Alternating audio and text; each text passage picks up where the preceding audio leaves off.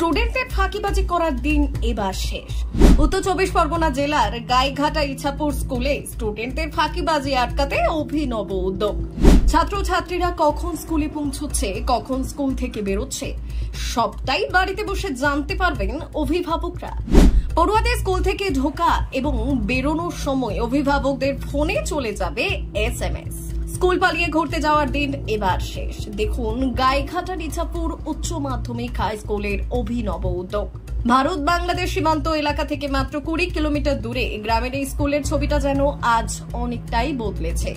অতীতে স্কুলে ছাত্রছাত্রী ভর্তি হলেও উপস্থিতির হার ছিল অনেকটাই কম। পাশাপাশি স্কুলে মোবাইল ব্যবহার নিষিদ্ধ হওয়ায় অভিভাবকরাও সন্তানদের স্কুলে পাঠানোর পর আর করতে পারতেন না কোনো রকম যোগাযোগ। আর সেই সুযোগেরই সদ্ব্যবহার করতেন বহু ছাত্রছাত্রী।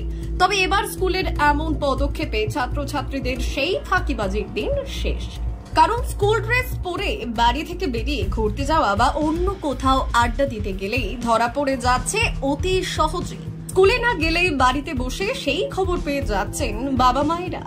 সন্তান কখন স্কুলে ঢুকছে, কখন বেরোচ্ছে তার তথ্য মুহূর্তেই বাবা মা সহ অভিভাবকদের কাছে SMS এ পৌঁছে যাচ্ছে। গাইঘাটার ইছাপুর উচ্চ মাধ্যমিক হাই স্কুলে চালু হয়েছে এমনই স্টুডেন্ট QR কোড প্রযুক্তি। এই অভিনব কায়দায় পড়ুয়াদের উপস্থিতির হারও বেড়েছে অনেকটাই, মানছে বিদ্যালয় কর্তৃপক্ষ।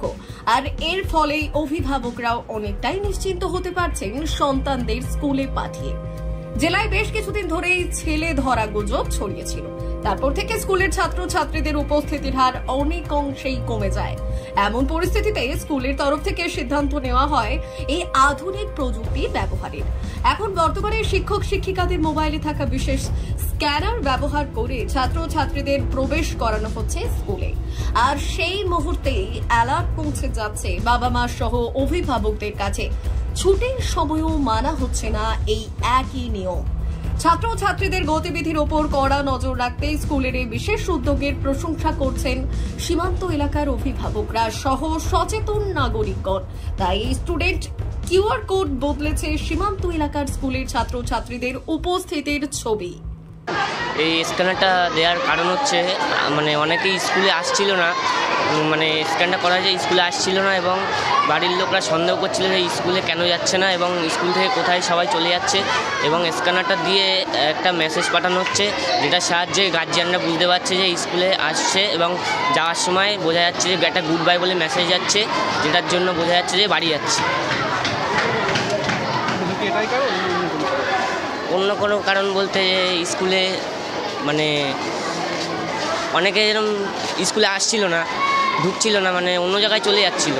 এবার এইটার স্ক্যানটা দেওয়ার পরে অনেকেই স্কুলে আসছে ভয়তে, যাতে গার্জিয়ানরা বুঝতে পারে যে স্কুলে আসছে। ব্যুরো রিপোর্ট, ভুবনগ্রাম সংবাদ।